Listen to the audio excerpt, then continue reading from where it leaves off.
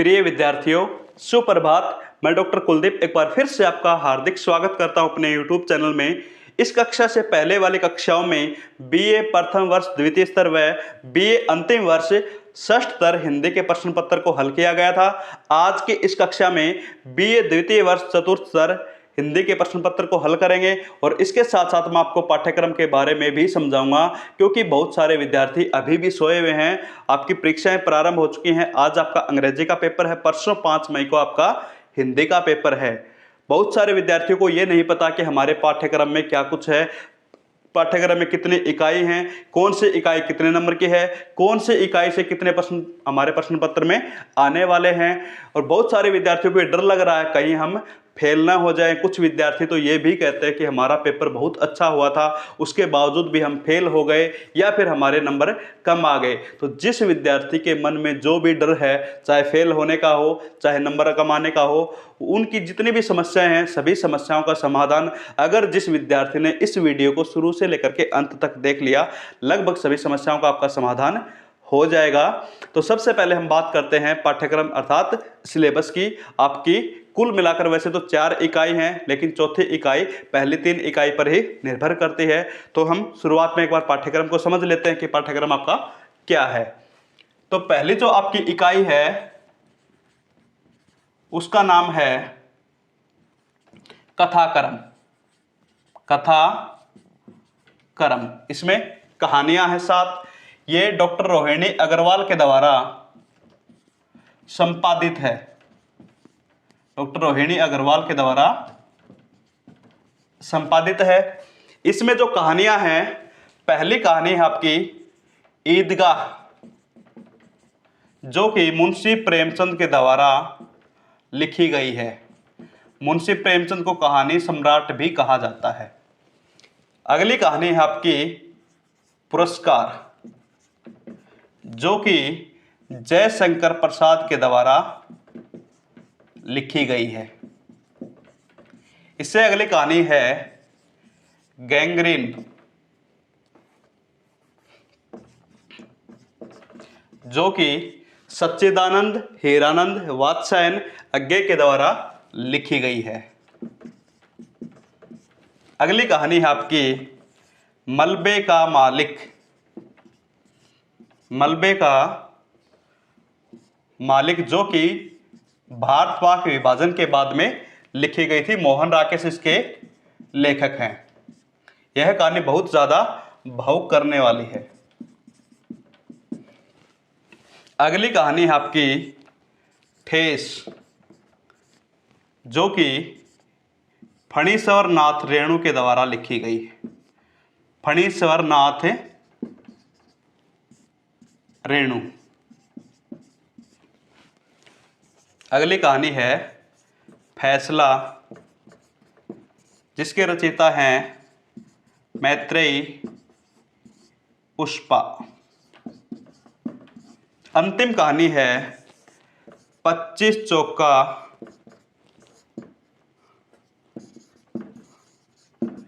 150। 25 चौका 150। इस कहानी के जो लेखक हैं वो हैं ओम प्रकाश वाल्मीकि। ओम प्रकाश वाल्मीकि। बहुत सारे विद्यार्थी ये पूछते रहते हैं कि सर इंपॉर्टेंट बता दो, कौन कौन से एग्जाम में हमारे प्रश्न आने वाले हैं। पहली बात तो मैं आपको ये बता देता हूं कि हजारों जो कहानीकार हैं, उनमें से केवल आपके 7 लेखक यहाँ पे दिए गए हैं, 7 ही कहानियां दी गई हैं। इनमें से क्या इंपॉर्टेंट होगा, पहले ही इतने इंपॉर्टेंट निकाल रखे हैं। हर किसी का अपना एक महत्व होता है, हर कोई अपने आप में इंपॉर्टेंट है। फिर भी अगर आपके पास में समय की कमी है, आप इतना ज़्यादा नहीं पढ़ सकते, तो कोशिश करो कि पहली लगातार जो 4 कहानियां आपकी, उनको अच्छे से पढ़ के जाओ। बाकी की कहानियों के भी सार है, थोड़े बहुत जो प्रश्न है साहित्यिक परिचय वो भी पढ़ लेना, किंतु लगातार जो पहली 4 कहानियां हैं उनको आपको अच्छे से पढ़ना ही होगा। और कौन कौन से प्रश्न पढ़ने हैं, किस प्रकार से प्रश्न पढ़ने हैं, पहले प्रश्न से लेकर के अंतिम प्रश्न तक किस प्रकार से आपको परीक्षा हॉल में हल करना है, मैं आपको इसी वीडियो में समझाने वाला हूं। तो वीडियो के अंत तक जरूर बने रहना। अब आप इसको समझो, पहले जो आपकी इकाई है वो कितने अंकों की है, कुल जो इसके अंक हैं वो हैं 36 अंक। कितने अंक हैं? 36 अंक। अब देखो आगे, इसमें सबसे पहले सहप्रसंग व्याख्याओं का जो प्रश्न आता है वो 4 सहप्रसंग व्याख्याएं पूछी जाएंगी। करने कितनी होती हैं? 2, और 1 के अंक निर्धारित हैं आपके 6। इस प्रकार से 12 अंक आपके सहप्रसंग व्याख्या के हैं। उसके बाद में अगला प्रश्न आएगा, 2 आलोचनात्मक प्रश्न पूछे जाएंगे, उनमें से आपको एक ही करना है, जिसके अंक निर्धारित हैं 8, और यह 8 अंक का आलोचनात्मक प्रश्न होगा। इसमें हो सकता है साहित्यिक परिचय भी पूछ लिया जाए, लेकिन उसकी संभावना कम है। तीसरा प्रश्न जो इसी इकाई से होगा उसमें कुल आपके 6 प्रश्न पूछे जाएंगे, और करने आपको 4 हैं, और एक प्रश्न के 4 ही अंक निर्धारित है। तो इस प्रकार से यह प्रश्न 16 अंकों का होगा। तो कुल आपकी जो इकाई है पहली कथाक्रम वाली, यह है 36 अंक की। ठीक है, आपको ध्यान रखना है, आपकी जो 7 कहानियां हैं, इन 7 कहानियों में से पहली 4 कहानियां अगर आपने अच्छे से पढ़ ली तो आपके 36 नंबर बन जाएंगे। आपकी जो दूसरी इकाई है हिंदी साहित्य का आधुनिक काल। उसमें पहला प्रश्न है आधुनिक काल की परिस्थितियां, दूसरा प्रश्न है उपन्यास, तीसरा है कहानी, चौथा नाटक, 5वां निबंध। और इसमें कुल मिलाकर के आपके जो इकाई नंबर 2 है, इसमें कुल 5 प्रश्न, आपके 5 आलोचनात्मक प्रश्न है, और इन्हीं 5 में से 4 प्रश्न पूछेगा, तो जिसकी प्रश्न संख्या 4 होगी। प्रश्न नंबर 1 तो ये है, दूसरा प्रश्न ये होगा, तीसरा प्रश्न ये होगा, और चौथा प्रश्न जो होगा उसमें 4 ही प्रश्न पूछे जाएंगे, और इनमें से करने आपको 2 हैं, प्रत्येक के लिए जो अंक निर्धारित है वो 8 हैं। तो इस प्रकार से यह प्रश्न आपका 16 अंक का होगा। इन्हीं 5 में से, इसी इकाई में से इन्हीं 5 में से आपके फिर से 4 प्रश्न पूछे जाएंगे, जो प्रश्न संख्या होगी आपकी 5, और इन 4 में से फिर से आपको 2 करने हैं। तो इसके अंक थोड़े से कम हो जाएंगे, 8 से 5 हो जाएंगे, और यह हो जाएगा कुल 10 अंक का प्रश्न संख्या, तो 5 आपकी वो। तो इस प्रकार से ये वाली जो इकाई है वो 26 अंक की होगी। ठीक है, प्रश्न संख्या जो 6 आपका वो इकाई नंबर 3 से है। प्रश्न संख्या जो 6 होगी वो पारिभाषिक शब्दावली से है। उसमें आपके इस प्रकार से पाठ्यक्रम में प्रश्न दे रखे हैं। पहला प्रश्न है पारिभाषिक शब्दावली का स्वरूप एवं महत्व, दूसरा प्रश्न है पारिभाषिक शब्दावली के गुण, तीसरा प्रश्न है पारिभाषिक शब्दावली के विविध संप्रदाय, जिसमें राष्ट्रीयता, अंतर्राष्ट्रीयता और समन्वयता। तो इस प्रकार से कुल वहां पे 3 प्रश्न बनते हैं, लेकिन उन 3 प्रश्नों के अंदर से भी प्रश्न पूछे जाएंगे। तो यहां जो आपका छठा प्रश्न है आपके प्रश्न पत्र का, उसमें कुल 4 प्रश्न पूछे जाएंगे, करने आपको 2 हैं, एक के लिए अंक निर्धारित हैं 5, और इस प्रकार से यह प्रश्न जो छठा है वो 10 अंक का होगा। तो यहां देखो आप 36, 26, 62, 10, 72, और जो आपके अंतिम इकाई है वस्तुनिष्ठ प्रश्न की, जो पहले 3 इकाई पे निर्भर करती है, उसमें से प्रश्न संख्या आपकी 7 होगी। यहाँ आपके 8 प्रश्न पूछे जाएंगे, 8 के 8 अनिवार्य हैं, प्रत्येक के लिए 1 अंक निर्धारित है। तो इस प्रकार से यह प्रश्न आपका 8 अंक का हो जाएगा। सबसे ज़्यादा महत्वपूर्ण प्रश्न यही है, क्योंकि यही आपकी परसेंटेज को ऊपर नीचे या फिर फेल पास का जो अंतर है वो करेगा। तो किसी भी हालत में वैसे देखा जाए तो कोई भी प्रश्न आपको छोड़ना नहीं है, और ये प्रश्न तो किसी भी हालत में छूटना नहीं चाहिए। तो ये था आपका पाठ्यक्रम। पहली इकाई 36 अंक की है, दूसरी इकाई 26 अंक की है, तीसरी इकाई आपकी 10 अंक की है। इनमें से अगर आप इंपॉर्टेंट की बात कर रहे हो, पहली इकाई से पहली 4 कहानियां आप अच्छे से पढ़ सकते हो। दूसरी इकाई में आप कहानी, उपन्यास, नाटक, और जो पहला प्रश्न है आधुनिक काल की परिस्थितियां, वो भी पढ़ लेना। पहले आप 5 में से 4 प्रश्न पढ़ लोगे तो कोई रिस्क इसमें नहीं है। वैसे तो पहले लगातार 3 में भी आपका काम चल जाएगा, लेकिन रिस्क नहीं लेना है। किसी भी हालत में आपको नंबर अच्छे लेने हैं तो पहले 4 प्रश्न हर हालत में पढ़ने ही पड़ेंगे। पारिभाषिक शब्दावली में कुल प्रश्न ही आपके 3 दे रखे हैं, तो आप इसमें पहला और तीसरा प्रश्न पढ़ लेना, क्योंकि तीसरे प्रश्न में भी 3 प्रश्न अंदर से निकल के आपके आते हैं, तो इसमें भी आपका काम चल जाएगा। बिल्कुल छोटा सा सिलेबस है, आप आराम से इसको कर सकते हो। आइए अब हम बढ़ते हैं प्रश्न पत्र का जो विश्लेषण है वो। पहली बात तो आपको जो मोटी मोटी बातें बता रहा हूं ध्यान में रखनी है कि आपका जो पेपर है वो 2 बजे प्रारंभ हो जाता है, तो आपको हर हाल में 1:30 बजे से पहले पहले महाविद्यालय में पहुंच जाना है। और वहां जाने के बाद में आपको पानी पीना हो, टॉयलेट के लिए जाना हो, तो आप बिल्कुल माइंड को फ्रेश हो करके 1:40 तक अपना जो परीक्षा हॉल है या फिर कमरा है उसमें जाकर के बैठ जाओ, बिल्कुल रिलैक्स होकर के। उसके बाद में जैसे ही आपके पास में उत्तर पुस्तिका जो आंसर शीट आती है उसका फ्रंट पेज होता है, आपको आराम से धीरे धीरे बिल्कुल साफ साफ अक्षरों में भरना है। कहीं पर कोई भी आपकी कटिंग नहीं होनी चाहिए।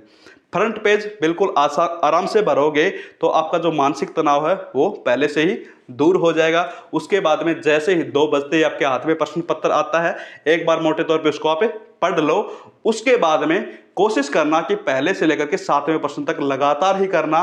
फिर भी कुछ विद्यार्थियों को डर लगा रहता है कि समझ में नहीं आया कि कौन सा प्रश्न करें कौन सा नहीं करें, तो वो विद्यार्थी प्रश्न संख्या जो 7 है वो शुरुआत में ही डाल ले, उसके बाद में क्रम से करने की कोशिश करना। कोई भी विद्यार्थी ये नहीं है कि वो उठ के चला गया, मैं भी उसके साथ साथ में जा रहा हूँ। कुछ विद्यार्थी तो ऐसे भी देखे हैं, जैसे ही पेपर शुरू हुआ उठते ही बैठते ही देखेंगे कुछ समझ में नहीं आ रहा, खाली सीट पकड़ा के चले जाते हैं, या फिर कहेंगे हमारी बस निकल रही है, 3 बज गए 4 बज गए। तो कुछ नहीं होने वाला। 3 घंटे का जो समय है आपको 3 घंटे हर हालत में पेपर में बैठना ही पड़ेगा। 3 घंटे अच्छे से बैठोगे, पूरा लिखोगे, आपकी एक एक सेकंड बहुत ज़्यादा कीमती है।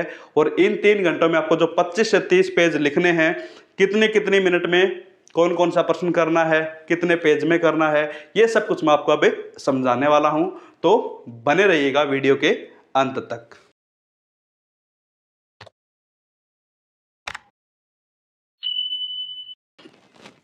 आइए अब हम शुरू करते हैं प्रश्न पत्र को किस प्रकार से हल करना है।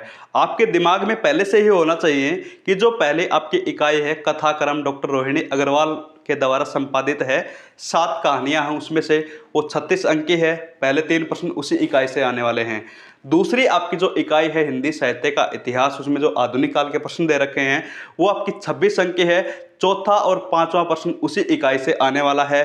और जो आपकी अगली इकाई है पारिभाषिक शब्दावली, वो आपका 6ठा प्रश्न है। और जो 7वां प्रश्न है वस्तुनिष्ठ प्रश्न, वो पहले तीनों इकाइयों से ही पूछा जाएगा। ये सब कुछ आपके दिमाग में पहले से ही होना चाहिए। तो आइए अब हम शुरुआत करते हैं कि किस प्रकार से।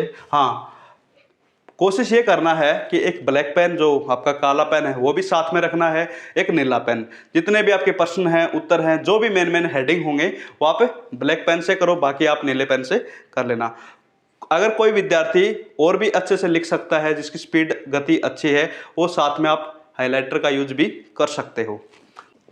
सबसे पहले यहाँ आपको प्रश्न डालना है, क्योंकि ध्यान रहे आपकी इकाई नहीं आती है, कुल आपके 7 प्रश्न पूछे जाते हैं। प्रश्न संख्या 1 आपने यहाँ पे लिख ली। इस साइड में पहले से एक लाइन लगी हुई होती है, उस साइड में खाली छोड़ दो। अब आपको क्या करना है, जैसे ही प्रश्न ऐसे लिख लिया, पूरा लिखना है, अधूरा नहीं लिखना है। ये वाला चिन्ह अपनाना है, एक संख्या डाल ली, डबल इसको आप अंडरलाइन कर दोगे। एक लाइन छोड़ करके आपको इधर आना है, तो यहां आपको पूरा लिखना है उत्तर। जो विद्यार्थी इस प्रकार के तरीके नहीं अपनाते हैं, वो चाहे कितना भी अच्छे से पढ़ करके पेपर कराओ, उनके नंबर कम ही आएंगे। तो ये जो पेपर करने का सही तरीका है उसको आप देखो। तो जो पहला प्रश्न होगा, जाते ही देख लेना आप, उसमें लिखा हुआ मिलेगा कि नी 4 अवतरणों की या फिर 4 जो भी आपके सरलार्थ उनकी सप्रसंग व्याख्या कीजिएगा।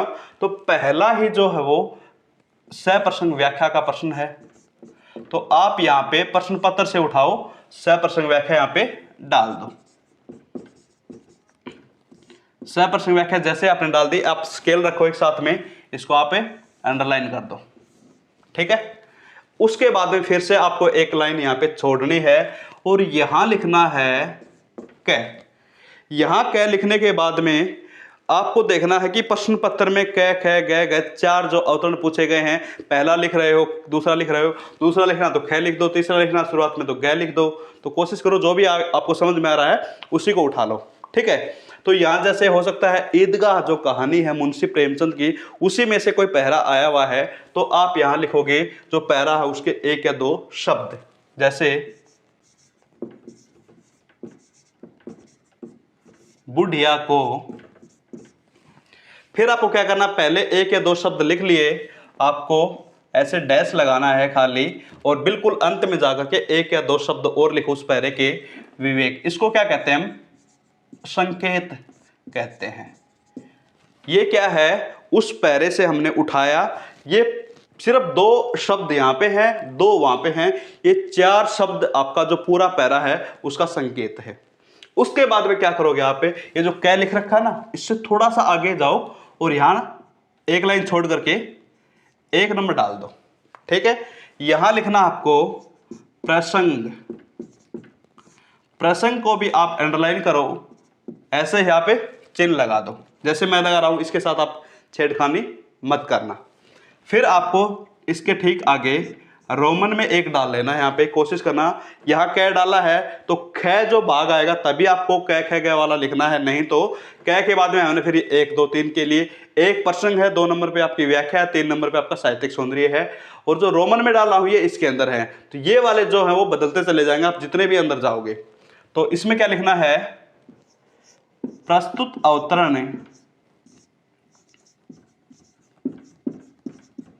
अवतरण बहुत सारे विद्यार्थी काव्यांश लिख सकते हैं, पद्यांश लिख सकते हैं, न तो काव्यांश है न पद्यांश है, ये कहानी का अंश है, तो इसलिए पंक्तियां लिख सकते हो, गद्यांश लिख सकते हो। तो पद्यांश गद्यांश के चक्कर में ना पड़ो, उसमें उलझ जाओगे, इससे अच्छा आप इस प्रकार का जो कोई कॉमन शब्द है वो उठा सकते हो, पंक्तियां लिख सकते हो, अवतरण लिख सकते हो। प्रस्तुत अवतरण हमारी हिंदी की पाठ्य पुस्तक, हमारी हिंदी की पाठ्य पुस्तक, पाठ्य पुस्तक। अब आपको नाम पता होना चाहिए पाठ्य पुस्तक का क्या नाम है, क्योंकि अभी अभी मैंने बताया था इकाई 1 के आगे जो लिखा था कथाक्रम, इस कथाक्रम को आप उद्धरण चिन्ह जो आपका इन्वर्टेड कॉमा है इसमें बंद कर लो। कथाक्रम में अब आपको पता होना चाहिए कि ये वाला जो पहरा दे रखा है वो किस कहानी का है। यहां जैसे ईदगाह कहानी से है तो आप ईदगाह को भी इन्वर्टेड कॉमा में बंद कर लो। ठीक है, ईदगाह कहानी से यहां अवतरण लिखा है तो यहां अवतरित लिख दो, अवतरित है। ठीक है, ध्यान रखना है प्रसंग की अलग अलग आपको सब पॉइंट्स बनाने हैं। पहला ये बनेगा, पहले पॉइंट में आपको एक तो उस पुस्तक का नाम लिखना है जो आपके पाठ्यक्रम में लगी हुई है, इसके बाद में कहानी जो आपके पाठ्यक्रम के साथ इसके बाद में उस कहानी का नाम लिखना है जिसका ये पहरा दिया गया है। तो ईदगाह कहानी से अवतरित है, और जो दूसरी आपकी पंक्ति बनेगी उसमें आपको रचयिता अर्थात लेखक का नाम लिखना है। इसके रचयिता जितने अगर आप विशेषण लगा सको किसी की शोभा बढ़ाने के लिए तो आप लगा सकते हो। इसके रचयिता कथा सम्राट मुंशी प्रेमचंद हैं। जैसे ही आप किसी लेखक का नाम लिख रहे हो तो उसको इन्वर्टेड कॉमा में बंद करने के बजाय अंडरलाइन से हाईलाइट कर दो। ठीक है, तीसरी पंक्ति में आपको लिखना है, इसमें खालिस्तान का वर्णन किया गया है। एक बात का ध्यान रखना, कहीं तुम भी वहां जाकर के पेपर में लिखाओ कि इसमें खालिस्तान का वर्णन किया गया है। आपको वहां पे खालिस्तान नहीं लिखना है, खालिस्तान को भरना है। भरना किस प्रकार से है, जो आपका ये पहरा दिया गया इस पहरा को आप पढ़ो।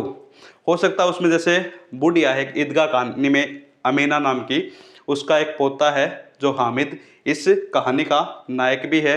वो ईदगाह है जो एक उनका मेला होता है उसमें चला जाता है, तो उसको उसकी चिंता लगी रहती है। ठीक है, उसके बारे में ये पैरा दिया गया है।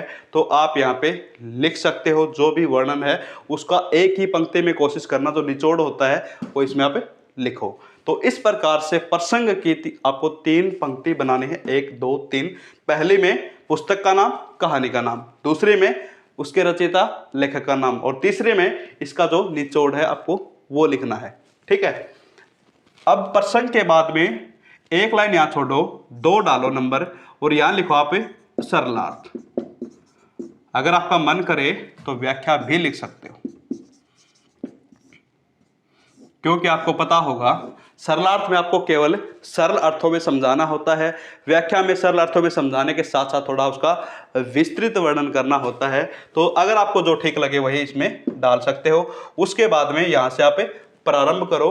क्या करना आपको कि ये जो लिखा हुआ पहले से ही हिंदी में लिखा हुआ है, खड़ी बोली में है, उसकी आसान भाषा में, आसान शब्दों में व्याख्या करनी है या सरलार्थ करना है। ठीक है, तो ये हो जाएगा आपकी व्याख्या या सरलार्थ। अब हम तीसरे पॉइंट की तरफ बढ़ते हैं। तीसरे पॉइंट में आपको विशेष की जगह है साहित्यिक सौंदर्य लिखना है, क्योंकि साहित्य की ही विधा है, चाहे कहानी है, नाटक है, कविता है, उपन्यास है, निबंध, कोई भी आपके सामने आता है वो साहित्य के अंतर्गत है। तो लेखक ने अपने इस साहित्य के लिए उसकी सुंदरता बढ़ाने के लिए किन किन चीजों का प्रयोग किया है, आइए अब हम वो देखते हैं साहित्य के सौंदर्य में।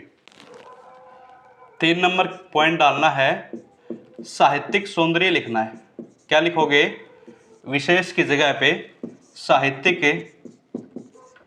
सौंदर्य। इसको भी आपको ऐसे ही अंडरलाइन करना है, डबल अंडरलाइन।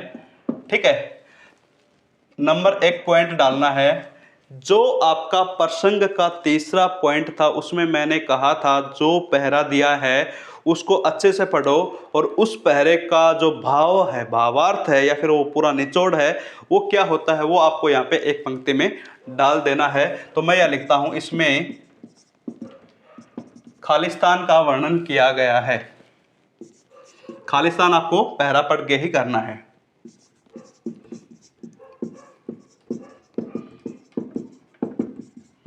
हो सकता है यहाँ पे अमीना की जो बेबसी है उसके बारे में वर्णन हो सकता है जो हामिद है अपने दोस्तों के साथ, मोहसिन है उनके साथ में जो ईदगाह में गया हुआ है, उसके बाद वहाँ जो भी चीज़ें वो खरीद रहा है, इससे संबंधित कोई भी हो सकता है, वो आपको निचोड़ यहाँ पे लिखना है। दूसरी पंक्ति यहाँ पे शुरू करनी है आपको, यहाँ के बजाय यहाँ ले आओ, क्योंकि यहाँ लिखोगे तो हर पंक्ति आपकी यहाँ पे अगली लाइन में जाएगी, और कोशिश करो आप यहाँ से लिखोगे तो एक ही पंक्ति में खत्म हो जाए। तो यहाँ इसमें आपको लिखना है, भाषा सहज सरल एवं पाठकानुकूल है। पाठक हैं हम, चाहो तो भावानुकूल भी लिख सकते हो, लेकिन हमारे अनुकूल हम पढ़ रहे हैं, तो भाषा सहज सरल एवं पाठकानुकूल है। दूसरी पंक्ति ये हो गई। तीसरी में लिखोगे आप उस भाषा का नाम, क्या लिखोगे, खड़ी बोली का प्रयोग किया गया है। खड़ी बोली का प्रयोग हुआ है, क्योंकि साहित्यिक लिखोगे तो मुंशी प्रेमचंद की जो भाषा है वो साहित्यिक की बजाय जो थोड़ी सी ठेठ होती है, देसी होती है, उससे मिलती जुलती है। तो यहाँ हम साहित्यिक खड़ी बोली नहीं लिखेंगे। अगर आपको साहित्यिक खड़ी बोली लिखना है तो आप पुरस्कार कहानी जो जयशंकर प्रसाद की है उसमें लिख लेना, नहीं तो आप प्रत्येक जितनी भी कहानियां, 7 कहानियां, 7 कहानियों में खड़ी बोली का ही प्रयोग हुआ है। चौथा जो आपका पॉइंट बनेगा वो तत्सम तद्भव, तत्सम तद्भव शब्दावली का, इसके साथ साथ में आप और भी बढ़ा सकते हो, तत्सम तद्भव देशज विदेशज शब्दों का प्रयोग हुआ है। अब ये देखो कि तत्सम तद्भव देशज विदेशज होता क्या है। तत्सम शब्द वे शब्द होते हैं जो संस्कृत से ज्यों के त्यों हिंदी में आ गए हों, और तद्भव वे शब्द जो संस्कृत से अपना रूप बदल करके हिंदी में आए हों। और आपने देखा यहाँ पे देशज और विदेशज, बहुत सारे हमारे देशी शब्द होते हैं जो मुंशी प्रेमचंद की लगभग कहानी उपन्यासों में मिलते हैं, तो उन्होंने लगभग कहानियों में देशज शब्दों को अपनाया है। विदेशज जहाँ उन्होंने जैसे अरबी, फारसी, तुर्की इन शब्दों को ग्रहण किया है तो उनको हम विदेशी शब्द कहेंगे।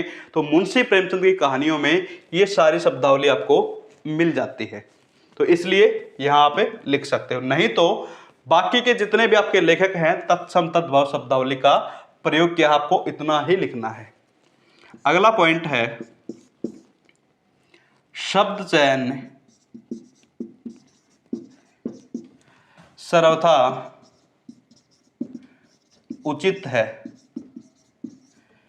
क्योंकि उचित है तो ही तो कहानी है, अनुचित होगा तो कहानी ही नहीं बनेगी। छठा पॉइंट आपको ध्यान रखना है, 6 पॉइंट तो करने ही हैं। छठे पॉइंट में आप चुन सकते हो, अगर चाहो तो रस लिख सकते हो। जैसे आप कहानी पढ़ रहे हो, ईदगाह कहानी पढ़ते पढ़ते आपको एक दया भावना अंदर से वो जागृत होगी, तो वहां आप करुण रस भी लिख सकते हो। ठीक है, कहीं कहीं पे हो सकता है आप जैसे वो बच्चे ईदगाह में कुछ खरीदारी कर रहे हैं, वो मजाक उड़ा रहे हैं, तो वहां पे आप हास्य रस भी लिख सकते हो। ठीक है, तो कई तरह के रस होते हैं, जैसे आप पढ़ते हो आपको जो फील होता है वहीं वहां पे रस होता है। शब्द चयन सर्वथा उचित है, आप शैली भी अपना सकते हो। वर्णनात्मक शैली वर्णन कर रखा है, ठीक है, तो आप वर्णनात्मक शैली कर सकते हो। किसी चीज के ऊपर प्रश्न उठा रखे हो, प्रश्नात्मक शैली है। किसी चीज के जैसे प्रतीक लिए गए हो, प्रतीक हो, चित्र हो, चित्रात्मक शैली, प्रतीकात्मक शैली, बिंबात्मक शैली, इस प्रकार से आप शैली भी लिख सकते हो। यहाँ कोशिश करना अलंकार और छंद बिल्कुल भी नहीं लिखना, क्योंकि कहानी है, कविता नहीं है। बहुत सारे विद्यार्थी यहाँ पर भी अलंकार का प्रयोग हुआ है, छंदों का प्रयोग हुआ है, यहाँ आप बिल्कुल भी मत करना। इस पॉइंट में अगर कुछ भी समझ में ना आए आपको तो लिख देना वाक्य विन्यास। वाक्य विन्यास कुछ सरल, कुछ जटिल, परंतु रोचक है। जब आप कहानी पढ़ रहे हो, कहानी का वो पहरा पढ़ रहे हो, तो वो वाले जो वाक्य हैं कुछ तो बिल्कुल आसान हैं, कुछ मुश्किल हैं, किंतु पढ़ने में मजा आ रहा है, आनंद आ रहा है, रोचक हैं। तो इस प्रकार से ये जो आपके 6 पॉइंट बनते हैं साहित्यिक सौंदर्य में आपको लिखने हैं। अब आप देखो प्रश्न संख्या जो 1 है, इसमें 4 सप्रसंग व्याख्याएं आएंगी, 2 करनी है, और वो दोनों चाहे वो किसी भी लेखक की किसी भी कहानी को, बिल्कुल आपको यही पॉइंट लिखने हैं 6 के 6। प्रसंग में आपको जो बदलना है वो क्या करना है, न तो आप पुस्तक का नाम बदलोगे, सिर्फ कहानी का नाम और लेखक का नाम बदलोगे, बाकी आप बिल्कुल इसी तरह से उतार सकते हो अगले पहरे को। जो भी पहरा पूछा जाएगा उसकी जो 6 प्रसंग व्याख्या करोगे, पहले प्रसंग 3 पॉइंट, व्याख्या कोई पॉइंट नहीं, उसके बाद में साहित्यिक सौंदर्य 6 पॉइंट। आपका ये काम है प्रश्न संख्या 1 का। तो इस प्रकार से यहाँ पे 6 गुणा 2 जो 12 अंक हैं, ये वाला तरीका अपनाया तो मेरे हिसाब से एक भी नंबर नहीं कटेगा। और व्याख्या जो आपको वो करनी ही है, चाहे वो टूटी फूटी कैसे भी करो, हिंदी पहले से ही है, हिंदी में आपको समझाना होता है। तो ये तो था आपका प्रश्न संख्या 1। अब हम बढ़ते हैं प्रश्न संख्या 2 की तरफ। जैसे ही आपका प्रश्न संख्या 1 खत्म हो जाता है, कोशिश करना आप पेज के लगभग आधे से ज़्यादा पे ख़त्म हो, आधे पे ख़त्म होगा तो वहाँ आपको ऐसे बीच में बिल्कुल स्केल से 2 लाइन खींच लेनी है। उसके बाद में अगला प्रश्न प्रारंभ करना है, क्योंकि जो पेपर चेक करने वाला होता है उसकी नज़रों में ये वो विचलित नहीं होना चाहिए कि कभी क्वेश्चन पेपर को उठा रहा है, कभी आपका जो आंसर है, उत्तर है, उसको चेक कर रहा है। तो आप उसको बिल्कुल भी प्रॉब्लम में मत डालो, आप उत्तर पुस्तिका में ही सब कुछ डाल दो, उसको बार बार प्रश्न पत्र उठाने की आवश्यकता न पड़े। आप कोशिश करना प्रश्न संख्या 1 यहाँ पे है, आधे पेज में आपका अगला प्रश्न खत्म हो रहा है, तो आप लाइन खींच दो ऐसे, अलग अलग बांध दो कि ये प्रश्न संख्या 1 थी, ये 2 है, ये 3 है, ये 4 है। नहीं तो कोशिश करो जैसे 3-4 लाइन नीचे बचती है खाली छोड़ दो, अगले पेज पे जाओ, अगले पेज से आप अगला प्रश्न प्रारंभ कर दो। तो आइए अब हम शुरू करते हैं प्रश्न संख्या 2। प्रश्न संख्या 2 में हो सकता है किसी भी लेखक का, चाहे मुंशी प्रेमचंद है, जयशंकर प्रसाद है, इसके अलावा फणीश्वर नाथ रेणु है, किसी भी लेखक का साहित्यिक परिचय भी पूछ सकता है। लेकिन संभावना ये है कि उन कहानियों के जो आलोचनात्मक प्रश्न हैं वही पूछे जाएंगे। 2 बड़े प्रश्न होंगे 8-8 नंबर के लिए, लेकिन करना आपको एक ही है, 8 अंक का ये प्रश्न है। तो यहाँ हो सकता है आपसे पूछ लिया जाए किसी भी कहानी की समस्या बताओ, किसी भी कहानी की समीक्षा करो, ठीक है। तो हो सकता है यहाँ पे पूछा जाए आपसे, जैसे जो 25 चौका 150 कहानी है उसकी तात्विक समीक्षा करो। तो आप लिख दो यहाँ पे 25 चौका 150 कहानी की समीक्षा, कहानी की, वही आपको अंडरलाइन करना है। सबसे पहले आप लिखोगे उसकी भूमिका या प्रस्तावना। क्या लिखोगे? भूमिका। भूमिका में क्या डालना आपको, उसका जो आधार है, बेस है, वो तैयार करना होता है कि 25 चौका 150 जो कहानी ओम प्रकाश वाल्मीकि के द्वारा लिखी गई है, इस कहानी के बारे में जो सुदीप है, इसका एक पात्र है, ठीक है, उसके बारे में जो भी पात्र कहानी में दिए गए हैं, किस प्रकार की कहानी है, उसका जो आधार है वो आपको भूमिका में डालना है। इसके बाद में इसके जो पॉइंट्स बनते हैं वो लिखने हैं। पॉइंट्स का आप ये तरीका अपना सकते हो, जैसे लिखा हुआ है वहां पे, क्या करनी है? तात्विक समीक्षा। इसको आप सर्कल में ले लो ऐसे। भूमिका लिखनी है, तात्विक समीक्षा। तात्विक समीक्षा के जो पॉइंट बनते हैं, मैंने पहले वाली जो वीडियोस थी, जैसे बीए द्वितीय स्तर और षष्ठ स्तर के लिए, उनमें भी बताया था कि आप इस प्रकार से एक सूर्य जो होता है, सूरज होता है, उसको बना करके उसके अंदर जो भी प्रश्न आपका पूछ रखा उसको डालो, और उसके बाद में जो उसकी किरणें होती हैं उनको फैला दो, और वहाँ पे 1 2 3 4 5 6 7 इस प्रकार से जितने भी आपके पॉइंट बनते हैं, जितने भी पॉइंट्स वाले प्रश्न हैं, यही तरीका आप अपना सकते हो। और करना क्या है, सही तरीका है, स्केल से आप यहाँ से सीधी स्केल खींचो, यहाँ तक जाने दो। जैसे टोटल आपके 7 पॉइंट हैं, 8 पॉइंट है, तो आप यहाँ से स्टार्ट कर दो। जैसे हम 7 या 8 पॉइंट इसमें लिख रहे हैं, तो यहाँ फिर आप 3 लिखो, 2 लिखो, 1 लिखो, यहाँ 5 6 7 8। अब आपको करना क्या है, यहाँ से इस प्रकार से स्केल से सीधी सीधी रेखाएं खींच देनी, ठीक है। ये सूरज, इसने अपनी किरण बिखेर दी हैं, यहाँ आप अपने पॉइंट डाल सकते हो। पहला पॉइंट होता है इसमें जैसे कथानक, इसको आप कथा वस्तु भी कह सकते हो। दूसरा जो पॉइंट बनेगा आपका, देश काल एवं वातावरण। तीसरा जो पॉइंट है आपका वो होगा पात्र योजना। चौथा पॉइंट संवाद योजना। संवाद को आप कथोपकथन भी कह सकते हो। पांचवा आपका जो पॉइंट होगा वो आप उद्देश्य लिख लो कि इस कहानी को लिखने का जो लेखक, उसका क्या उद्देश्य था। छठा जो पॉइंट है आपका, आप इसमें अभिनेता लिखो कि इस कहानी में जो भी पात्र हैं उन्होंने किस प्रकार से अभिनय, जो एक्टिंग होती है, वो की है। सातवां पॉइंट आप लिख लो यहाँ पे संकलन त्रय। अंतिम पॉइंट होगा आपका भाषा शैली। अब करना क्या है, ये वाला जो पॉइंट आपको दिखाई दे रहा है पहला, इसको यहां से उठाओ, यहां डालो, इसके आगे 3 या 4 लाइन लिख दो, फिर अगला उठाओ, फिर अगला उठाओ, उठाओ उठाओ, इस प्रकार से चलते चलते। कई बार क्या होता है, आप पॉइंट बीच में से भूल सकते हो, तो आप जो भी पॉइंट बोले उसकी जगह खाली छोड़ सकते हो, जैसे याद आए आप उसको कर सकते हो। नहीं तो 1 2 3 4 5 इस प्रकार से लिखो। भाषा शैली कोशिश करना आपका अंतिम पॉइंट ही होना चाहिए। फिर भी अगर आप इसमें से भूल रहे हो तो बाकी पॉइंट बीच वाले इनको ऊपर नीचे कर सकते हो। जो भी पॉइंट याद आए उससे आगे आप लिखते चले जाना। तो ये होगा आपका प्रश्न संख्या 2, एक ही होगा। अगर समीक्षा पूछी जाती है तो ऐसे करोगे, उद्देश्य पूछा जाता तो उसके अंदर से खास आपके पॉइंट नहीं मिलने वाले हैं, तो उसमें भूमिका प्रस्तावना लिखोगे। उसके बाद में पहरे छोड़ छोड़ के आप पहरे बना बना के लिखते चले जाओगे, और अंत में प्रत्येक प्रश्न के निष्कर्ष या फिर उपसंहार लिखना बहुत ज़्यादा जरूरी है, नहीं तो आपका प्रश्न खत्म नहीं हो रहा, चल रहा है। उपसंहार या निष्कर्ष आप अवश्य लिखोगे। उपसंहार या निष्कर्ष के अंदर लिखना क्या है, ऊपर जो कुछ भी आपने लिखा है उसका 4 या 5 पंक्तियों में निचोड़ निकाल करके लिख देना है कि ये उपसंहार और निष्कर्ष होता है। तो आपको प्रश्न संख्या 2 भी समझ में आ गया होगा। अब हम बढ़ते हैं प्रश्न संख्या 3 की तरफ। आइए अब देखो प्रश्न संख्या 3। यहां पर आपके कुल मिलाकर के 6 प्रश्न पूछे जाएंगे, और 6 में से आपको 4 प्रश्नों का जवाब देना है।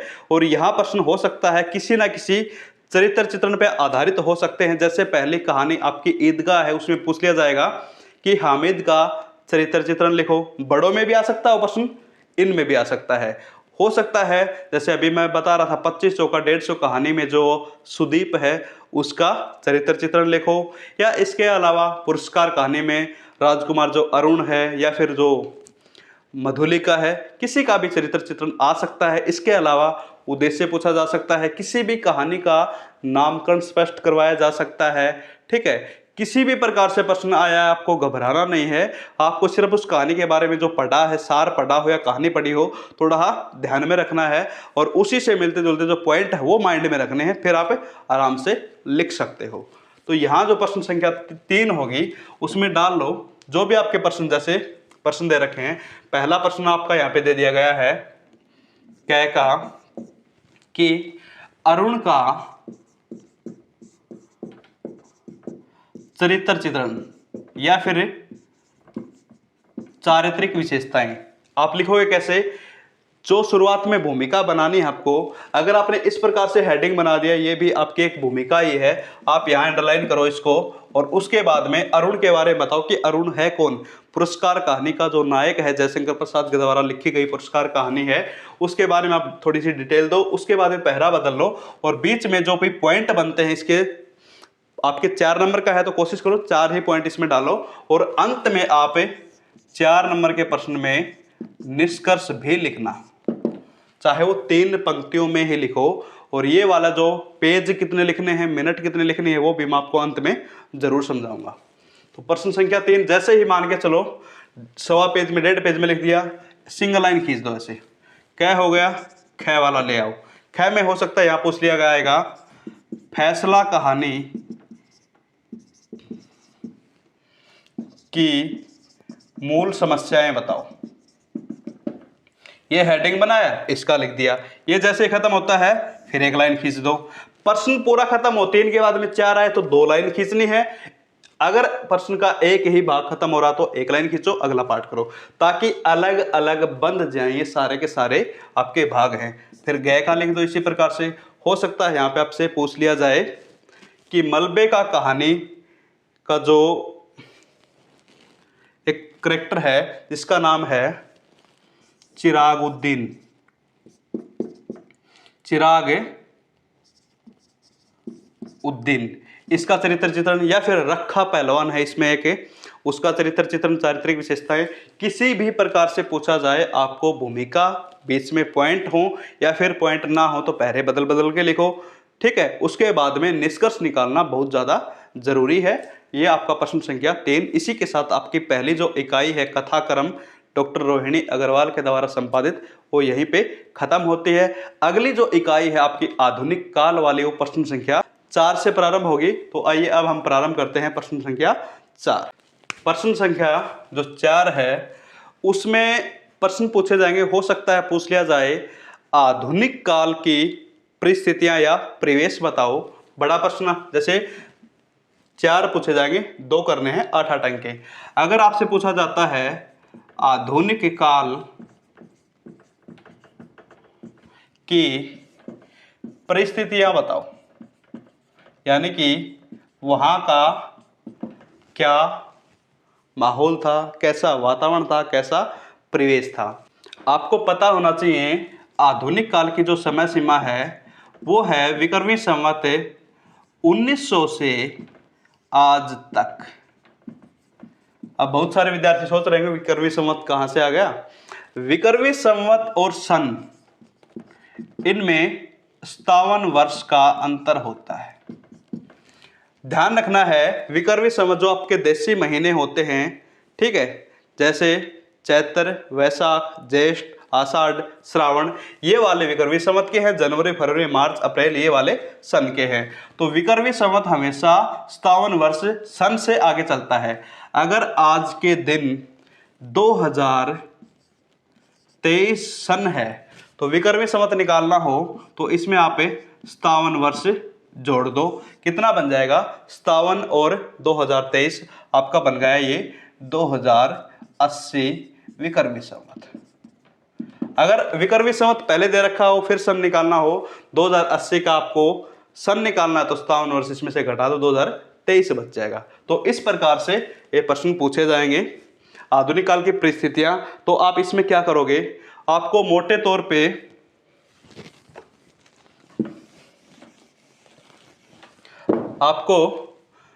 तौर पे पॉइंट्स जो 5-6 बनते हैं वो याद रखने हैं। जैसे यहां आपने लिख लिया आधुनिक कालीन परिवेश, सर्कल जो अभी मैंने बताया था सूर्य, ऐसे आप किरण खींचो इनकी, ठीक है। पहले नंबर पे आप डाल दो राजनीतिक परिस्थितियां या परिवेश, यानी कि 1857 लगभग 1857 के बाद में हमारी जो राजनीतिक परिस्थितियां थी वो कैसी थी। वैसे अगर आप उस हिसाब से चलोगे जो आचार्य रामचंद्र शुक्ल ने इनकी समय सीमा बताई है तो सन 1843 से ही हमारा आधुनिक काल प्रारंभ हो जाता है। किंतु 1857 की क्रांति के बाद में ही ज़्यादातर विद्वान हमारे आधुनिक काल हिंदी को मानते हैं। तो राजनीतिक परिस्थितियां कैसी थी, समाज कैसा था उस समय का, अर्थात आज के दिन तक कैसा चल रहा है। धर्म की बात करें तो धार्मिक परिस्थितियां। चौथा पॉइंट आप यहाँ पे लिखो आर्थिक परिस्थितियां, क्योंकि पैसों की बहुत ज़्यादा बातें होती हैं। आर्थिक जो कंडीशन है वो कैसी है। पांचवें पॉइंट में लिखो आपका जो खान पान है, रहन सहन है, गायन वादन है, वो किस प्रकार से है, तो वो होगा सांस्कृतिक परिस्थितियां। और छठा पॉइंट बनेगा आपका साहित्यिक परिस्थितियां कि आधुनिक काल में कौन कौन से लेखक क्या कुछ लिख रहे हैं, कौन से कवियों ने क्या कुछ कविताएं लिखी हैं, ये सब कुछ आपकी परिस्थितियां या परिवेश में होता है। अगर आपसे पूछा जाए कहानी, उपन्यास, नाटक, निबंध के बारे में तो उनके किस प्रकार से पॉइंट बनाओगे। कहानी के कैसे पॉइंट बनेंगे, आपको ऐसे ही करना है। पहला पॉइंट बनेगा आपका पूरव प्रेमचंद युगिन, दूसरा पॉइंट बनेगा आपका प्रेमचंद प्रसाद युगिन, तीसरा पॉइंट होगा प्रेमचंद उत्तर युगिन, चौथा पॉइंट होगा स्वातंत्र्योत्तर युगिन। इस प्रकार से कहानी का है। उपन्यास का भी मैं साथ साथ समझा देता हूं। अब देखो उपन्यास के किस प्रकार से पॉइंट बनेंगे। पहला होगा प्रेमचंद पूर्व युग, दूसरा प्रेमचंद युग, तीसरा आपका प्रेमचंदोत्तर, चौथा स्वातंत्र्योत्तर। अब देखो इनकी जो समय सीमा आप कह सकते हो पहले उपन्यास से लेकर के 1800, आप वैसे तो 82 में पहला उपन्यास माना जाता है, किंतु आप यहाँ समय सीमा इसकी 1857 से ही कर लो, से लेकर के 1916 तक, 1916 से 1936, 1936 से 1947, 1947 से आज तक। इस प्रकार से आप उपन्यास के पॉइंट बना सकते हो। नाटक की बात कर रहे हो तो नाटक में आपके पॉइंट बनेंगे। पहला युग होगा भारतेंदु युग, दूसरा द्विवेदी युग, तीसरा प्रसाद युग और चौथा प्रसादोत्तर युग, पांचवा स्वातंत्र्योत्तर युग। एक आपका बचता है निबंध का। निबंध में आपको किस प्रकार से बनाने हैं, पहला भारतेंदु युग, दूसरा द्विवेदी युग, तीसरा शुक्ल युग, आचार्य रामचंद्र शुक्ल का युग चलता है, उसके बाद में चौथा शुक्लोत्तर और पांचवा आपका स्वातंत्र्योत्तर युग। तो इस प्रकार से आपका जो प्रश्न संख्या 4 है वो यहीं पे खत्म होती है। और प्रश्न संख्या जो आपका 5 होगा वो भी ऐसे ही पूछे जाएंगे। पॉइंट आपको सारे लिखने हैं जितने हो सके, अगर जहाँ पे, क्योंकि 5 से ऊपर पॉइंट यहाँ पे बनने की संभावना ना के बराबर है। सभी पॉइंट लिखो। जैसे ही 5 नंबर का बनता है तो आप 150 शब्दों में लिखना है, 1.5 पेज के आसपास उसमें आप लिखो। अधिकतम 2 पेज ले सकते हो। तो पेज की संख्या और इनके अंदर का मैटर आप कम करो, बाकी आपको ऐसे ही लिखना है। छठा प्रश्न आपसे पूछा जाएगा पारिभाषिक शब्दावली के बारे में। उसमें भी आपको इसी प्रकार से लिखना है। जैसे पारिभाषिक शब्दावली क्या होती है, उसका जो शुरुआत में बेस है, आधार है, वो तैयार करो कि पारिभाषिक शब्दावली का अर्थ क्या होता है। उसके बाद में थोड़ी सी उसकी डिटेल दे दो। आप जो स्वरूप के बारे में प्रश्न पूछे तो उसका महत्व क्या क्या है वो बता सकते हो। पारिभाषिक शब्दावली गुण क्या है वो बताओ। राष्ट्रीयता, अंतर्राष्ट्रीयता, समन्वयता वो क्या है आप वो बता सकते हो। तो इस प्रकार से ये प्रश्न आपके बनेंगे। प्रश्न संख्या जो 7 है उसको आपको ध्यान रखना है कि वो कैसे लिखनी है, वो बहुत ज़्यादा महत्वपूर्ण है। प्रश्न संख्या 7, इसमें आपको क्या करना है, पहला जो प्रश्न जैसे हो सकता है रोमन में पूछा जाए आपसे या फिर क ख ग में पूछा जाए, तो आपको इस प्रकार से पहले से ही ये जो नंबर है वो डाल लेने हैं। जो प्रश्न पत्र में होगा वो आपको वही डालना है, चाहे रोमन में हो चाहे आपके क ख ग ये वाले हों। तो लास्ट तक आपको 8 पूछे जाएंगे। 8 आप पहले ही डाल के छोड़ो, एक लाइन छोड़ो, एक लिखो। अब आपसे इस प्रकार से प्रश्न पूछे जाएंगे। अगर आप पाठ्यक्रम को भी पढ़ के जाते हो तो 2-3 क्वेश्चन तो वहीं से बन जाते हैं। जैसे पूछ लिया जाएगा कि मलबे का कहानी के जो लेखक है वो कौन है, तो आप लिख दो सीधा सा मोहन राकेश। आपसे पूछा जा सकता है कि जो पुरस्कार कहानी है उसके नायक कौन है, तो लिख दो अरुण। या फिर इस प्रकार से पूछे जा सकते हैं कि आधुनिक काल की समय सीमा क्या है। विक्रमी संवत, अभी मैंने बताया था 1900 से अब तक। आपसे पूछा जा सकता है, कोई भी हो सकता है, पारिभाषिक शब्दावली के भी प्रश्न आ सकते हैं कि कंप्यूटर को हिंदी में क्या कहते हैं, क्या बताओगे आप? संगणक। इसी प्रकार से आपके छोटे प्रश्न पूछे जाएंगे। यही तरीका होना चाहिए, यहाँ पे आपको कटिंग नहीं करनी है। तो अब आपको मैं समझा रहा हूं कि कौन सा प्रश्न कितने कितने मिनट में करना है, कितने कितने नंबर का आने वाला है, कितने पेज में करना है। तो आइए अब हम शुरू करते हैं। प्रश्न संख्या जो 1 है उसमें कुल आपके 4 सह प्रश्न व्याख्या के लिए पहरे दिए जाएंगे। आपको करने 2 हैं, 1 के अंक निर्धारित 6 हैं, कुल मिलाकर के 12 अंक हैं आपके लिए। और इस प्रश्न को आपको करने के लिए 15 गुणा 2 30 मिनट का समय चाहिए। और पेज की जहां तक बात है तो यहां आप पेज अधिकतम 4 ले सकते हो। 3 पेज में आपका काम चल रहा तो सही है। और पेज आपको ध्यान रखना है, एक साइड का 1 पेज बन जाता है, दोनों साइड से हो गए तो 2 पेज हो गए। प्रश्न संख्या आपकी जो 2 है उसमें 2 पूछे जाएंगे, 1 करना है, अंक आपके 8 हैं। तो इस प्रकार से यह 8 अंक का हो जाएगा। समय की बात करें तो कोशिश करना 20 मिनट में आपको यह करना है।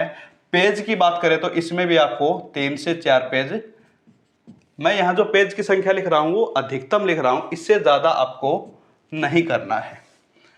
प्रश्न संख्या 3, यहां आपके कुल मिलाकर के 6 पूछे जाएंगे, 4 करने हैं और 1 के जो अंक निर्धारित है वो 4 है। 16 अंक का ये आपका प्रश्न होगा। तो यहां आपको एक प्रश्न के लिए 150 शब्दों में है तो एक साइड का पूरा पेज, अगले पेज पे आप निष्कर्ष लिखो या फिर 1.5 पेज से ऊपर इसको मत लेके जाओ। तो इसके लिए जो पेजों की संख्या है 1.5 गुणा 4 बराबर है 6 पेज अधिकतम है, नहीं तो 4-5 पेज में आप कर सकते हो। और जो समय है इसकी वो है 10 मिनट, एक के लिए 4 है तो 40 मिनट लगाओ आप। 10 गुणा 4 बराबर है 40 मिनट। ध्यान से देखो इसको। अब है एक यूनिट खत्म होने के बाद में दूसरी यूनिट का प्रश्न संख्या 4। इसमें आपके 4 पूछे जाएंगे, 2 करने हैं, एक के अंक हैं 8, तो ये प्रश्न आपका 16 अंक का है। इसमें जब आप बात कर रहे हो समय की, तो समय 20 गुणा 2 40 मिनट। अब पेज की बात कर रहे हो तो कोशिश करो आप 3 पेज में खत्म करने की, नहीं तो अधिकतम आप 4 पेज ले जा सकते हो एक के लिए, तो 2 हो गए तो आप 7 या 8 पेज। प्रश्न संख्या आपकी 5 है, तो इसमें आपको क्या करना है, 4 ही पूछे जाएंगे, 2 करने हैं, 5 अंक निर्धारित हैं, 10 अंक का ये है। टाइमिंग जो आपकी होगी इसमें आधी आ जाएगी 40 की, 10-10 मिनट में आपको करने हैं। मैंने बताया था 150 शब्दों में लिखना है, आप 1.5 पेज में इसको खत्म करो। अधिकतम 2 पेज लेके जा सकते हो, नहीं तो टोटल संख्या पेज की इसमें लिख दी मैंने 3 बस। ये वाली यूनिट भी खत्म हो गई। अगली यूनिट का प्रश्न संख्या आपकी आएगी 6। इसमें 4 पूछे जाएंगे, 2 करने हैं, एक के 5 अंक निर्धारित हैं, कुल मिलाकर के है 10 अंक का प्रश्न होगा। इसमें भी आप 20 मिनट ले सकते हो। पेज की बात है तो फिर वही 3 या 4 पेज जो आप लिख सको वैसे।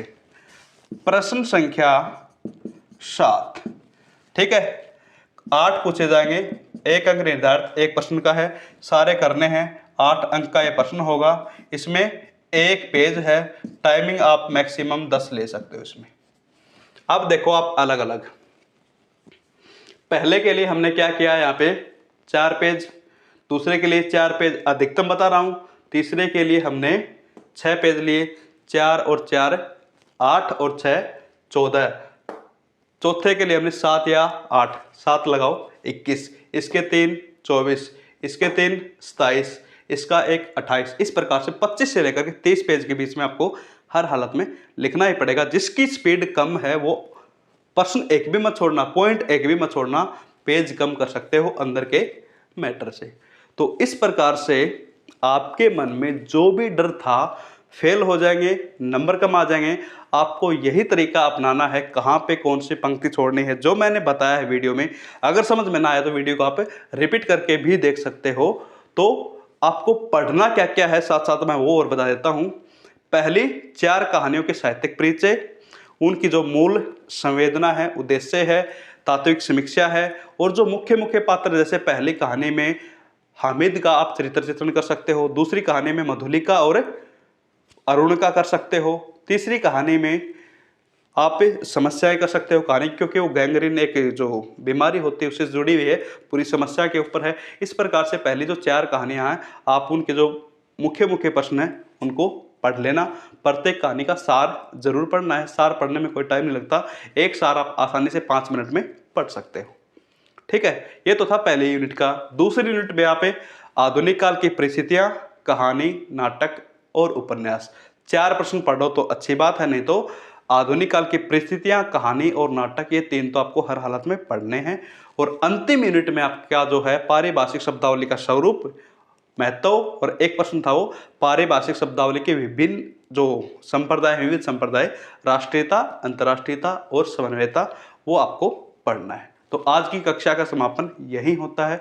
जो विद्यार्थी चैनल पर नए हैं वो चैनल को सब्सक्राइब जरूर कर लेना। अगर किसी भी विद्यार्थी को किसी भी प्रकार का डर हो, शक हो, शंका हो, तो बेझिझक आप मेरे व्हाट्सएप नंबर पे मैसेज कर सकते हो, कॉल कर सकते हो। मैं आपके लिए 24 घंटे तैयार हूँ।